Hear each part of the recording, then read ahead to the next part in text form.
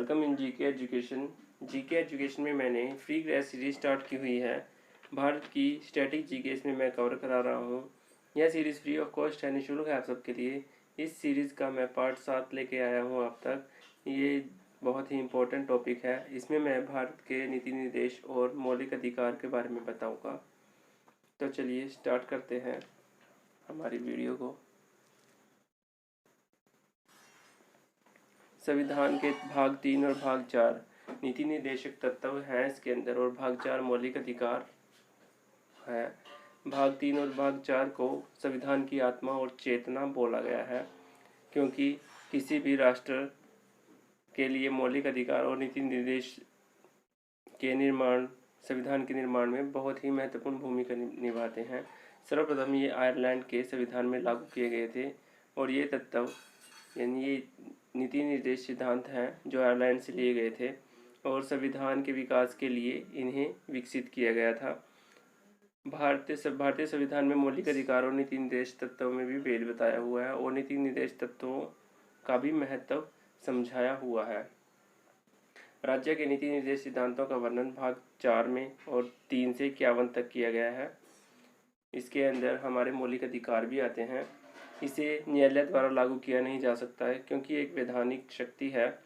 नीति निर्देश सिद्धांत के अनुच्छेद 36 में परिभाषा है नीति निर्देश सिद्धांत की, 37 में उसके तत्वों को बताया हुआ है, और 38 अनुच्छेद के अंदर राज्य लोक कल्याण की अभिव्यक्ति के लिए सामाजिक व्यवस्था बनाने के लिए बोला गया है, जिसमें नागरिक को सामाजिक, आर्थिक और राजनीतिक न्याय मिलेगा। जो आर्टिकल 39 है, आर्टिकल 39 में राज्य द्वारा अनुसरणीय कुछ नीति तत्व है। इसमें बोला गया है 39 के अंदर समान न्याय, निःशुल्क विविध सहायता, समान कार्य के लिए समान वेतन आदि इसमें बोला गया है। और जो 39 इसका ख है, इसके अंदर धन स्वामित्व तथा नियंत्रण इस प्रकार करना ताकि सार्वजनिक हितों का सर्वोत्तम साधन हो सके। और 39 ग के अंदर धन का समान वितरण के बारे में बताया गया है। आर्टिकल जो 40 है, आर्टिकल 40 ग्राम पंचायतों के संगठन के बारे में बताता है। उसके बाद 41 कुछ दिशाओं में काम, शिक्षा और लोक सहायता पाने का अधिकार, इसमें सबको इक्वालिटी में दिया जाता है। आर्टिकल जो 42 है, आर्टिकल 42 काम की न्याय संगत तथा नववेचित दशाओं तथा प्रस्तुतकरण सहायता में उपबंध पे आधारित है। आर्टिकल 43 जो है वो कर्मकारी के लिए निर्वाह मजदूरी आदि देता है, यानी कामगारों के लिए निर्वाचन मजदूरी और कुटीर उद्योगों को प्रोत्साहन देता है।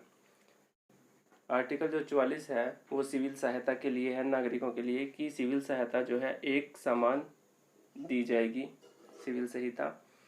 और 46 जो है, 46 में अनुसूचित जाति, अनुसूचित जनजाति तथा अन्य दुर्बल वर्गों के लिए शिक्षा और अर्थ संबंधी हितों की अभिव्यक्ति इसमें की गई है। 47 ये बोलता है कि हमें सबको पोषण आहार देना है, सबके जीवन को ऊंचा उठाना है, लोक स्थान का सुधार करने और राज्य का कर्तव्य बनता है इसके अंदर। 48 जो है 48 आर्टिकल जो है हमें एग्रीकल्चर और डायरी के बारे में बताता है, कृषि और पशुपालन के बारे में ये बताता है। 48 क्या, पर्यावरण के संरक्षण के बारे में है, और वन और तथा वन्य जीवों की रक्षा करना हमारा कर्तव्य बनता है। 48 आर्टिकल क्या ये बोलता है। आर्टिकल जो 49 है, आर्टिकल 49 हमारे राष्ट्रीय महत्व के स्मारकों, स्थानों और व्यवस्था का संवहन करता है।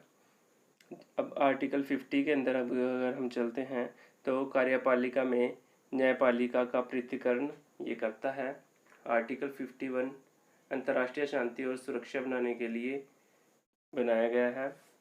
उसके अलावा आर्टिकल 350 का प्राथमिक स्तर पर मातृभाषा को शिक्षा देने के लिए बनाया गया है, और आर्टिकल 351 हिंदी को प्रोत्साहन देता है। राज्य का नीति निर्देश तत्व एक ऐसा चेक है जो बैंकों की सुविधा अनुसार अदा किया जाएगा। एक कथन केटी शाह का था हमारे नीति निर्देश सिद्धांत को लेके, ये क्वेश्चन भी एग्जाम में आ चुका है। नेक्स्ट है कि हमारे मौलिक अधिकारों और नीति निर्देश तत्व में क्या डिफरेंस है। दोनों में डिफरेंस है। जो नीति निर्देश तत्व है वो हमारा आयरलैंड से लिया गया था, और मौलिक अधिकार जो हमारे हैं वो हमारे यूएसए से लिए गए थे। नीति निर्देश की तरफ चलते हैं तो इसको भाग 4 में लिया गया है, और मौलिक अधिकार हमारे भाग 3 के अंदर आते हैं। मौलिक अधिकारों को हम न्यायालय में मौलिक अधिकारों को लागू करने के लिए हम न्यायालय में लेके जा सकते हैं, लेकिन नीति निर्देश तत्व के अंदर हम कहीं भी न्यायालय पे नहीं जा सकते। मौलिक अधिकार की बात करें, मौलिक अधिकार वाद योग्य है और ये वाद योग्य नहीं है, हम इस न्यायालय में लेके जा सकते हैं मौलिक अधिकार को, और नीति निर्देश तत्वों को नहीं लेके जा सकते। मौलिक अधिकार जनता को प्राप्त अधिकार है, इन जनता के लिए हैं। ये तत्व नागरिकों के प्रति राज्य के दायित्व को बताते हैं नीति निर्देशक जो है हमारे। इसके पीछे जो नीति निर्देश सिद्धांत है, इसके पीछे राजनीति मान्यता भी है, और मौलिक अधिकार के पीछे कानूनी मान्यता है। यह नीति निर्देश तत्व जो है ये सरकार के अधिकारों को बढ़ाता है, और मौलिक अधिकार सरकार के अधिकारों को घटाता है, सरकार के महत्व को भी घटाता है। जो नीति निर्देशक सिद्धांत हैं हमारे, वो राज्य सरकार के द्वारा लागू करने के बाद नागरिकों को प्राप्त होते हैं, लेकिन मौलिक अधिकार, यह अधिकार नागरिकों को स्वयं प्राप्त हो जाते हैं। जो हमारे मौलिक अधिकार हैं, फंडामेंटल राइट्स हैं, जो हमारे नीति निर्देश तत्व डायरेक्टिव प्रिंसिपल्स होते हैं। नेक्स्ट है इस जो हमने आर्टिकल पढ़े हैं 38 से 41 तक, उनके अंदर समाजवादी नीति निर्देश तत्व जो है 38, 39, 39A, 41, 42, 43 और 43A ये समाजवादी रक्षा के लिए हमारे बनाए गए थे नीति निर्देशक। गांधीवादी नीति को जो अनुच्छेद 40, 43, 46, 47 और 48 ये हमारे गांधीवादी लक्ष्य से निहित हैं। और जो उदारवादी हैं, उदारवादी के अंदर 44, 45, 49, 50 और 51 ये है, इसमें उदारवादी लक्ष्य को निहित किया गया है। संविधान सभा में भाग 4 के महत्व में एक प्रश्न किया गया था, और कहा गया था कि भाग जो 4 है वो व्यर्थ है, क्योंकि ये तत्व वैधानिक नहीं रखते हैं। तब केटी शाह ने बोला था, वास्तव में ये परीक्षण करते हैं, वास्तव में एक से परीक्षण गुब्बारे हैं जो सत्ता में विद्यमान सरकार की क्षमता का परीक्षण करते हैं। इस वीडियो की संवैधानिकता का परीक्षण नीति निर्देशक का ध्यान रख के किया गया है, इसका शैक्षणिक महत्व भी है।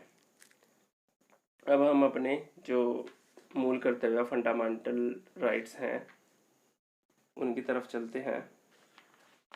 हमारे 11 फंडामेंटल राइट्स हैं, पहले 10 होते थे। जो 42वां संविधान संशोधन हुआ उसके अंदर ये 11 हो गए थे। मूल कर्तव्य मूल संविधान से नहीं है। 42वें संविधान संशोधन में मूल कर्तव्य 10 जोड़े गए थे, ये रूस से लिए गए हैं, प्रेरित होकर जोड़े गए थे, और संविधान के भाग 4 क्या के अनुच्छेद 51 क्या में रखे गए हैं। वर्तमान में 11 हैं। 11वां मूल कर्तव्य 86वें संविधान संशोधन में जोड़ा गया था। 51 क्या के जो मूल कर्तव्य हैं, भारत में प्रत्येक नागरिक का एक कर्तव्य होगा, ये इसमें सबसे पहले बोला गया था कि वह संविधान का पालन करे और उसके आदर्शों, संस्थाओं, राष्ट्रीय ध्वज और राष्ट्रीय गान जो है हमारा उनका आदर करे। दूसरा कर्तव्य है हमारा स्वतंत्रता के लिए हमारे राष्ट्रीय आंदोलन में प्रेरित करने वाले उच्च आदर्शों को हृदय में संजोए रखें और उनका पालन करें। नंबर 3, भारत की प्रभुता, एकता, अखंडता की रक्षा करें, उसको अक्षुण्ण रखें। जो नंबर 4 है, नंबर 4 में है देश की रक्षा करें, आह्वान किए जाने पर राष्ट्र सेवा भी करें। 5वां जो हमारा है, भारत की सभी लोगों की समर्थ और समान भारतत्व की भावना का निर्माण रखें। नेक्स्ट है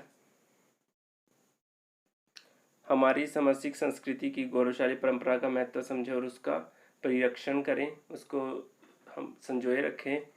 उसके बाद है प्राकृतिक पर्यावरण की रक्षा करें, उसका संवर्धन करें।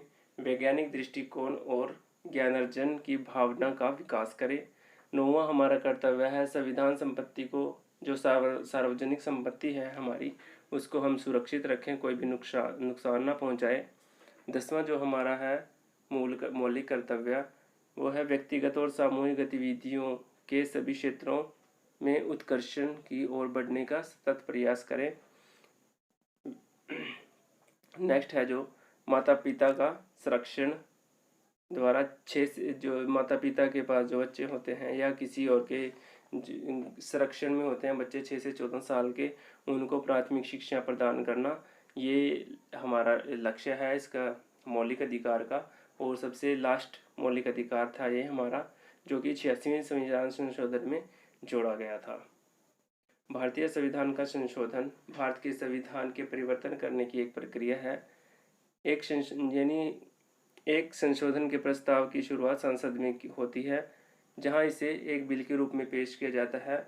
भारत के संविधान में अब तक 124 बार संशोधन हो चुके हैं। ये अमेंडमेंट्स के लिए था स्पेशल, कि हमारे संविधान में अमेंडमेंट हो सकती है, और 124 बार अमेंडमेंट्स हो चुके हैं। Thank you for liking my video, watching my video. Video को लाइक करें, शेयर करें, सब्सक्राइब करें। धन्यवाद।